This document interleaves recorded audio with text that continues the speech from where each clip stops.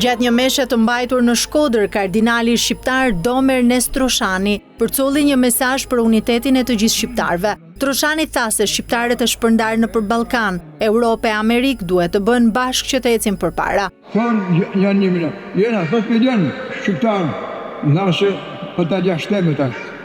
2 milion në Amerikë, 2 milion gjysh në Itali, 1 milion në Belgjikë, 6 milion në Angli, në Ballkan, kam kanë kërës shqiptarë në vallë, mu shkatunët me shqiptarë, pa dhe të natojmë edhe komin, rrugët e tonë tjenë lavdit të masët, për njët masët, në në mëjnë anë tjetë e gjitha forsat, që të balë klandurin e pa dekshmenis, e të begatis, me kryshën e me ditë në kryshën, me ishtë për para, në mëjnë pa matë në parinjë.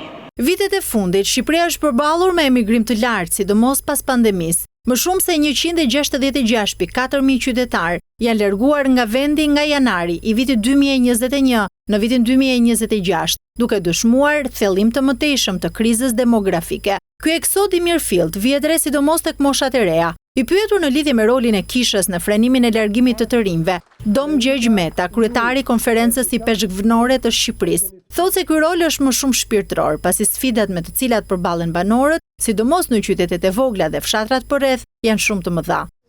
Përgjithsisht ajo që kemi bërë tashmë në gjithë të vite është të ndihmojmë të rinjtë që të formohen, të ndihmojmë të rinjtë që kurdo që të vendosin të largohen, në trastën e tyre të kenë edhe diçka të bukur nga vlerat e ungjillit, nga vlerat e besimit, nga vlerat e fesë. Pra kudo që ata të shkojnë në Europë apo në Amerikë, apo nëse se duan të largohen për qytetet më të rëndësishme të Shqipërisë, duan të ikin Rroshenit ose fshatrave tonë, sepse ndoshta ju duken periferik, ju duken pamundësi, por aty ku të shkojnë ata të kenë me vete disa vlera, pra në të çantën e tyre, themi kështu, të imigrimit kenë disa gjëra me vete.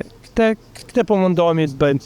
Këtë bëjmë gjithmonë. Unë jam me atë formulën që kam thënë këtu para se të isha i peshkëve në këtë zonë. Admiroj që kuptoj çdo person që ikën, por admiroj çdo person që mbetet për ndërtuar diçka aty ku janë vendet. Vendet e tyre të lindjes, vendet e tyre të rritjes.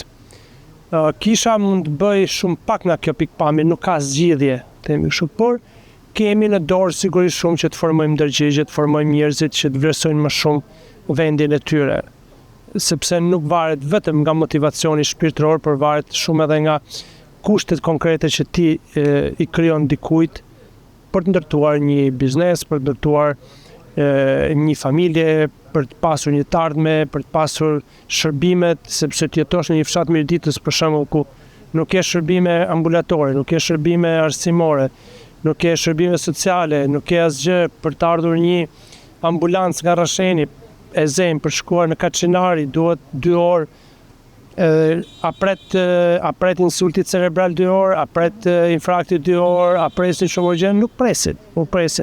Kjo është sfida e madhe e këtyre fshatrave. Ne shpresojmë që të vijë një moment që të ndalet kjo hemoragji. A do të ndalet kur gjaku të jetë në fund fare, nuk e di këtë gjë, por ne po mundohemi të paktën nga pikpamja shpirtërore të japim sa mundemi. Emigrimi është një fenomen që ka përfshirë të gjitha vendet e Ballkanit perëndimor vitet e fundit, por raportet e institucioneve ndërkombëtare rendisin Shqipërinë si vendin më të prekur.